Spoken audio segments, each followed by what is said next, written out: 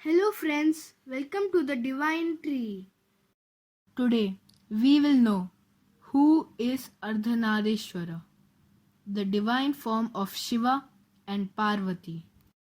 Ardhanarishwara represents the synthesis of masculine and feminine energies of the universe, Purusha and Prakriti, and illustrates how Shakti, the female principle of God, is inseparable from the Purush, Shiva, the male principle of God. The union of these principles is exalted as the root and womb of all the creation of the universe. There are two legends stating the origin of Ardhanarishwara. The first one is a given collection of legends known as the Shiva Purana is that the god Brahma created only male beings and instructed them into turn to create others, but they were unable to do so. But all were in a delusion that who will produce offsprings? How can the world run without one's offspring? But then Lord Shiva appeared in Ardhanarishwara form, for which half male and half female. Brahma realized his mistake and created females so that male and female are both important for the society. The second one is also from Shiva Purana. The second legend states there was once a famed rishi, Bringi, for being the most famous devotee of Lord Shiva, that he would not worship any other deity. Once Shiva appeared in front of him and he circumambulate him. Every day it happened so. Lord Shiva would get down to earth to meet Rishi Bringi so that he could worship Lord Shiva.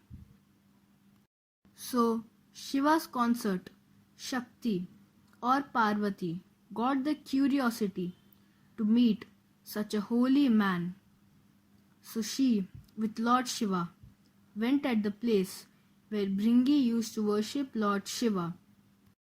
Just then, he started to circumambulate Shiva, ignoring the Shakti, the inner part of the essence of universe, for which she felt very bad and complained about his behavior to her husband, Lord Shiva.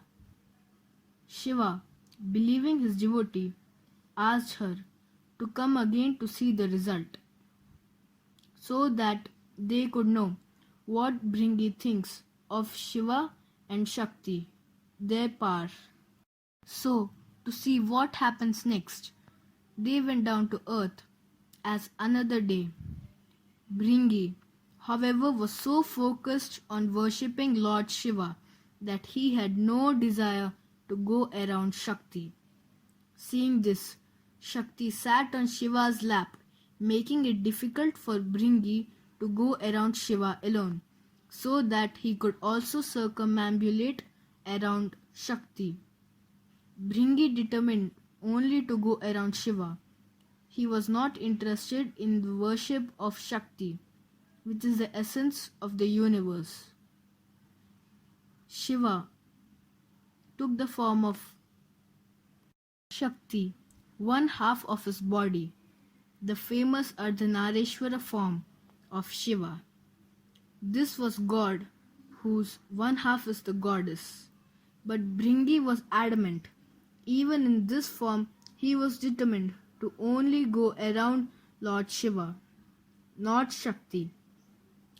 Then he took a form of a small rat and tried to circumambulate Lord Shiva, only for which Shakti would remain aloof. Seeing his behavior, she raged and said, "May Bringi lose all his parts of the body that come from the mother." The mother parts, the flesh and nerves were lost, and he was left as a bag of bones. He collapsed on the floor, unable to get up. Then Bringi realized his folly. Shiva and Shakti make up the whole. They are not independent entities. One cannot exist without the other. Without either, there is neither. The male cannot exist without the female, and the female can't exist without the male. Both are interconnected to form the universe.